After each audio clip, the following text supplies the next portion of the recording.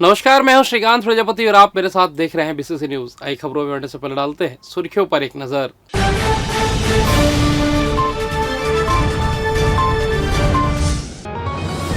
हर तरफ महिला दिवस की धूम, सभी ने दी शुभकामनाएं।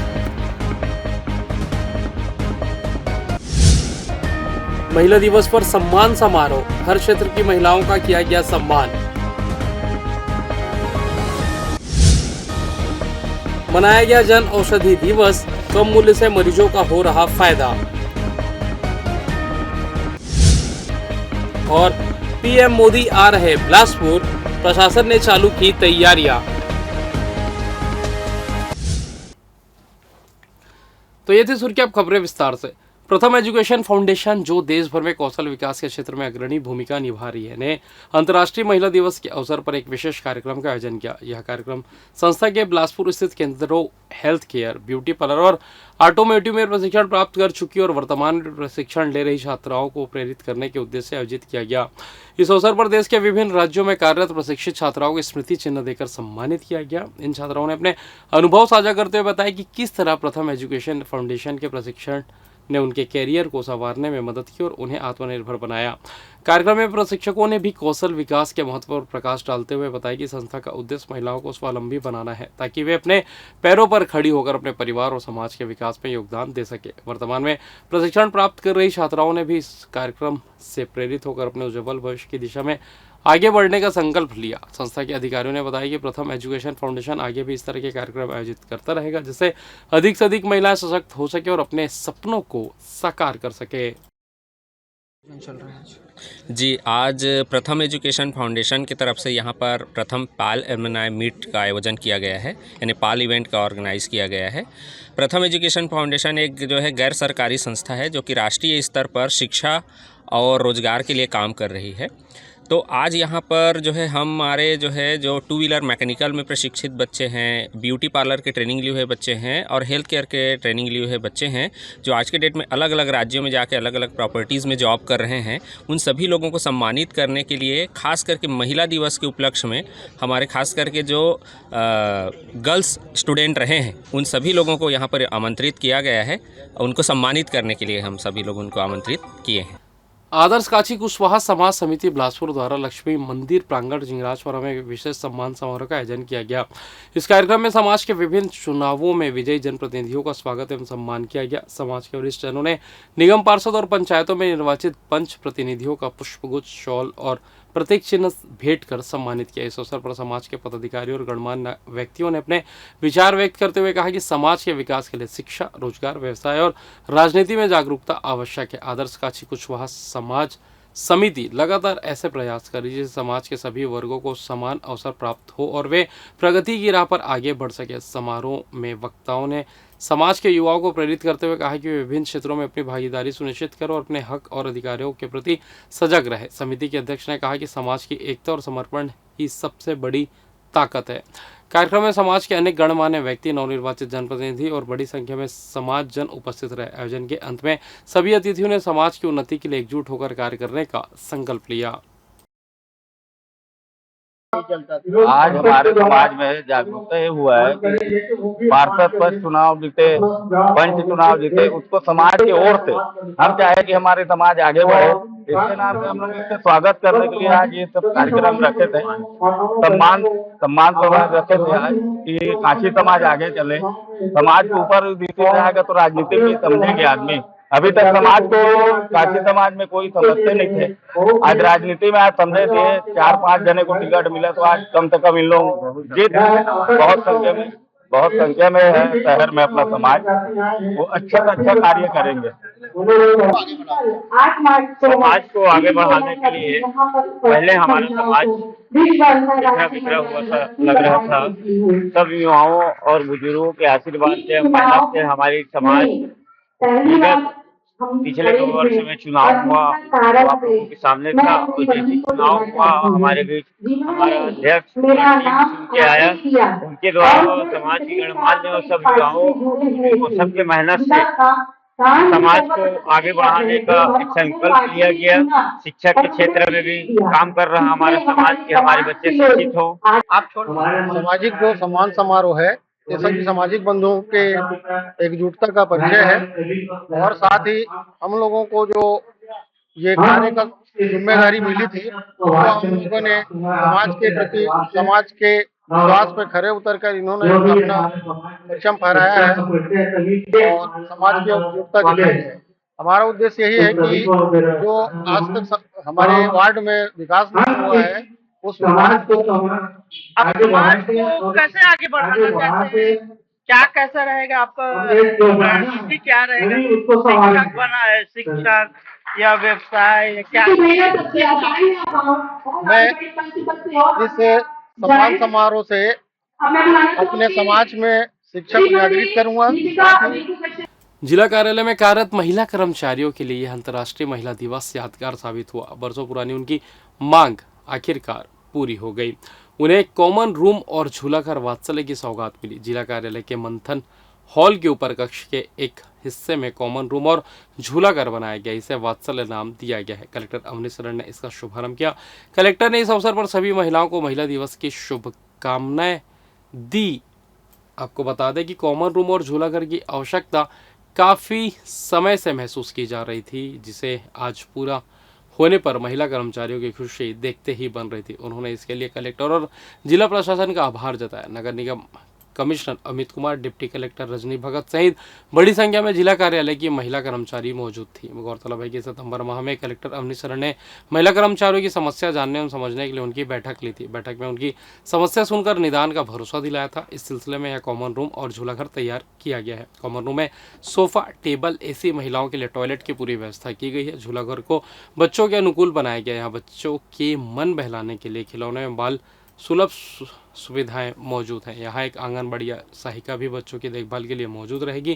कामकाजी महिलाएं यहाँ अपने शिशुवती माताएं शिशुओं को फीडिंग भी करा सकती है। इस अवसर पर मौजूद महिलाओं ने इस सुविधा के लिए कलेक्टर का आभार जताया। उन्होंने कहा कि पिछले 8-10 बरस से इसके लिए हम प्रयास करते आ रहे थे।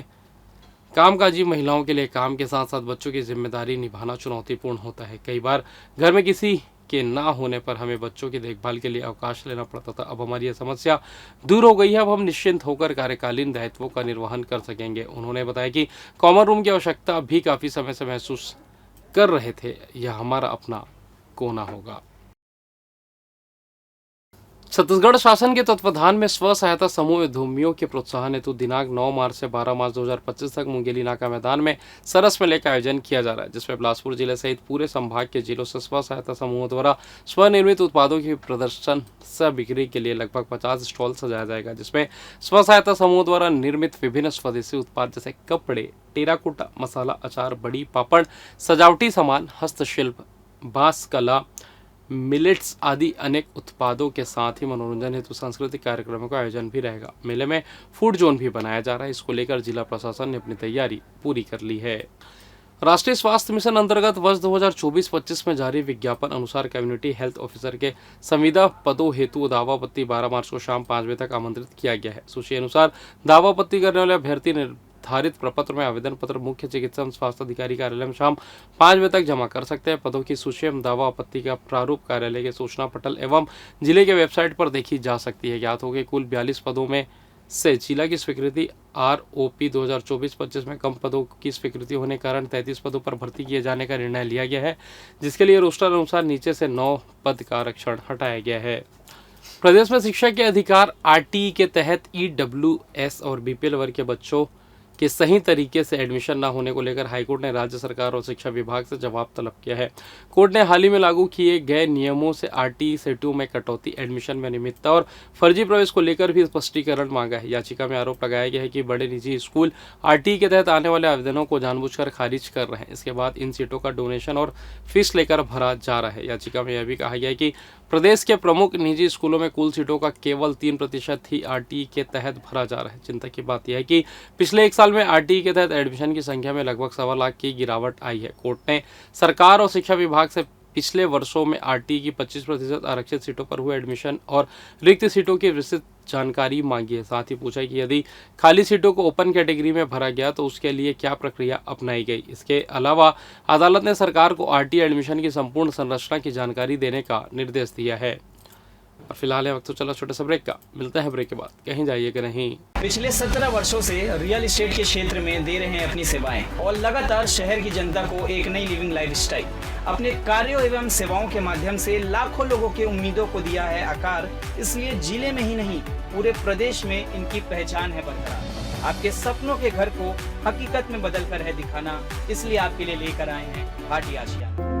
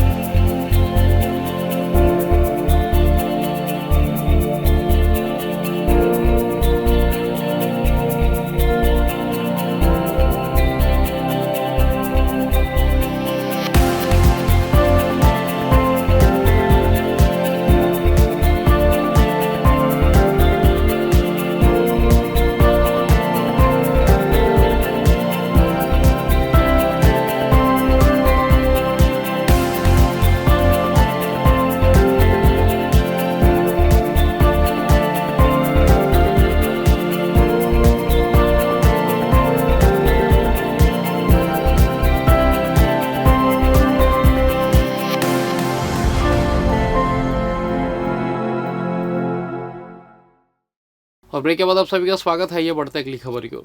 केंद्रीय आवासन एवं शहरी विकास राज्य मंत्री तोखन साहू भारतीय रेडक्रॉस सोसाइटी द्वारा आयोजित जन औषधि सप्ताह के समापन समारोह में बतौर मुख्य अतिथि शामिल हुए।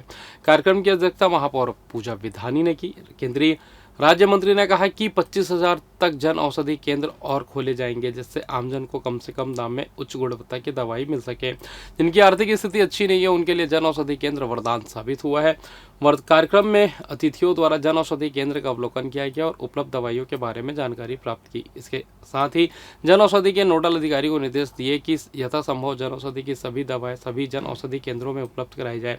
इस अवसर पर सचिव red cross doctor Pramod Tiwari ने स्वागत उद्बोधन तथा जन औषधि केंद्र की संक्षिप्त जानकारी प्रस्तुत की। मुख्य अतिथि की आसंदी से केंद्रीय राज्य मंत्री तोखन साहू ने सरकार के इस दिशा में उपलब्धियों की जानकारी दी। उन्होंने प्रधानमंत्री की इस योजना को देश की सबसे बड़ी योजना बताई। इस अवसर पर बड़ी संख्या में जन औषधि केंद्रों से दवाई खरीदी करने वाले ग्राहक भी उपस्थित थे, जिन्होंने अपने अनुभव भी साझा किए। सभी ने प्रधानमंत्री को धन्यवाद दिया कि उनकी इस योजना से उन्हें सस्ती और उत्तम दवाइयाँ भी मिली और उनके पैसे भी कम खर्च हुए। महापौर श्रीमती विधानी ने इस अवसर पर सभी को बधाई दी एवं आमजन से अपील की कि अधिक से अधिक संख्या में लोग जन औषधि से दवाई खरीदें। Civil surgeon doctor Anil Gupta ने जन औषधि दवाइयों की उपलब्धता के बारे में एवं गुणवत्ता के विषय में जानकारी दी। जिला समन्वयक सौरभ सक्सेना जन औषधि एवं ब्रांडेड दवाइयों के मूल्य का तुलनात्मक विवरण सभी के समक्ष प्रस्तुत किया, जिससे लोगों की यह जानकारी मिली कि कम मूल्य में उत्तम दवाइयाँ ब्रांडेड दवाइयों से 50% से 90% तक सस्ती है।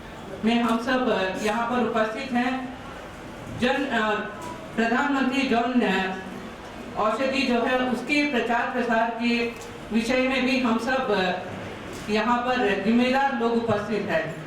निश्चित रूप से ये जेनेटिक दवाइयाँ जो है सिर्फ गरीबों के लिए नहीं है, ये सब हम यहाँ पर जिम्मेदार लोग हैं, तो हम सब भी इसको हम अपने घरों में या फिर अपने जो घर के काम करने वाले उनको भी ये दवाई हम जब लेके देते हैं या फिर उनको जब हम मदद करते हैं, तो इन दवाइयों का जब हम लेना प्रारंभ करेंगे तो निश्चित रूप से गरीब तबके लोग अपने गरीबी से या पैसे कमी से इस्तेमाल करने के लिए नहीं, सभी हम लोग को भी ये दवाई इस्तेमाल करना चाहिए। मैं एक छोटी सी एग्जाम्पल बताऊं। पुनीत चर्चा के लिए हम सब लोग यहाँ पर उपस्थित हुए हैं। जन औषधि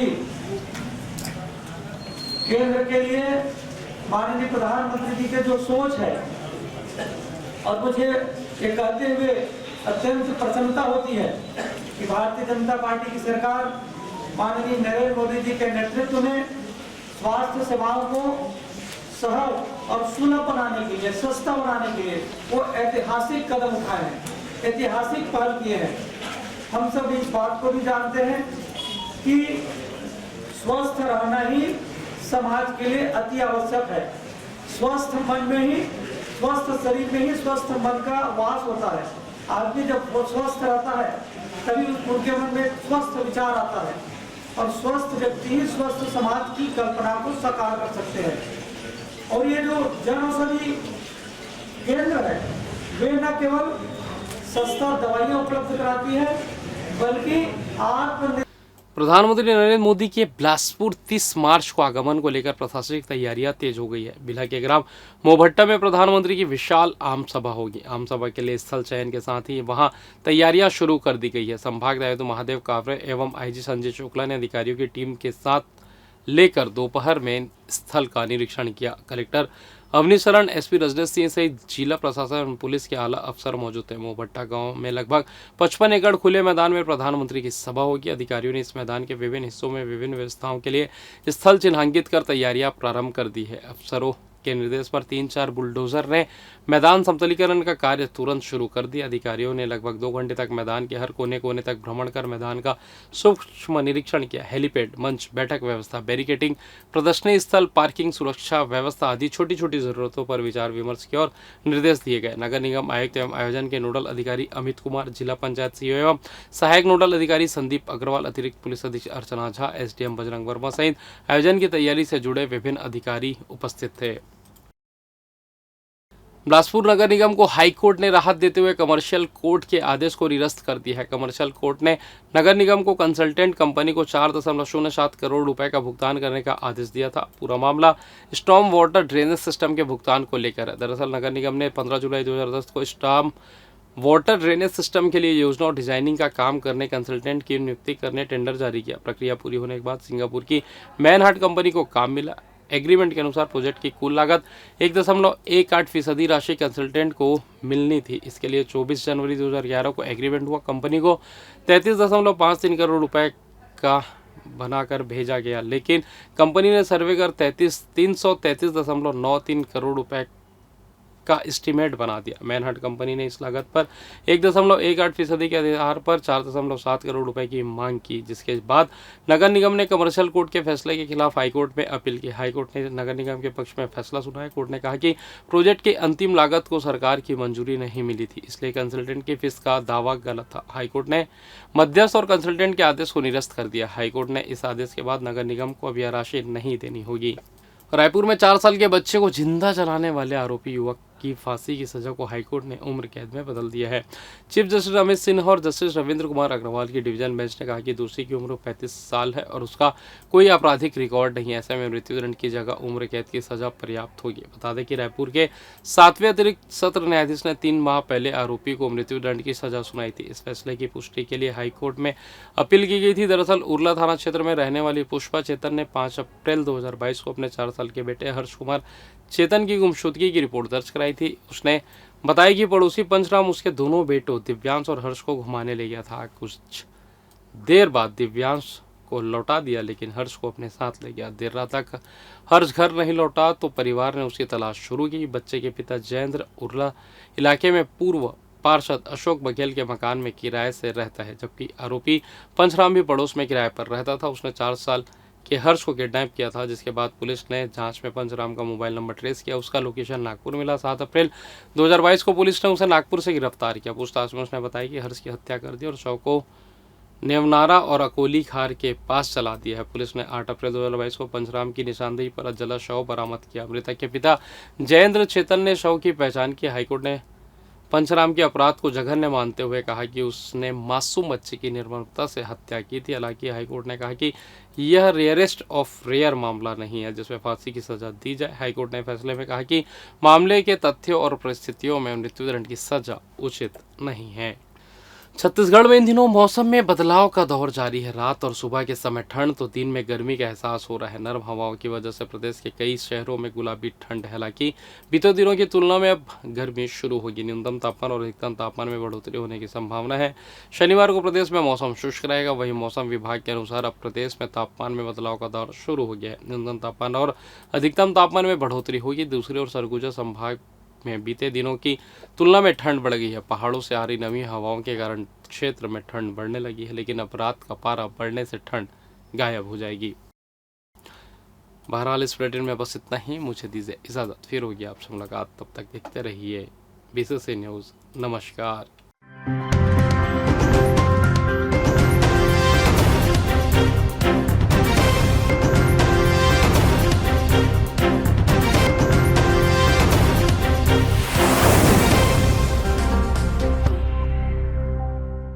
अपना जीवन समाप्त करने के लिए गंगा जी में कूद गया था, लेकिन मेरे भगवान भोलेनाथ ने हमको ऐसे हाथ थामा। राम भी उनके, रावण भी उनके, उन्हीं से शुरुआत, अंत भी उन्हीं से। शिव जी का सत्य जानने की चाह में हर उत्तर से उठे नए प्रश्न। क्या शिव जी के तांडव से हुई थी बिग बैंग की शुरुआत? जर्मनी के मैक्स प्लैंक इंस्टीट्यूट के एस्ट्रोनॉमर्स को ब्रह्मांड में नक्षत्र समूह मिले। इनका नाम शिव और शक्ति रखा गया है। कहाँ करते हैं हिंदुओं के साथ मुसलमान भी शिव जी की पूजा?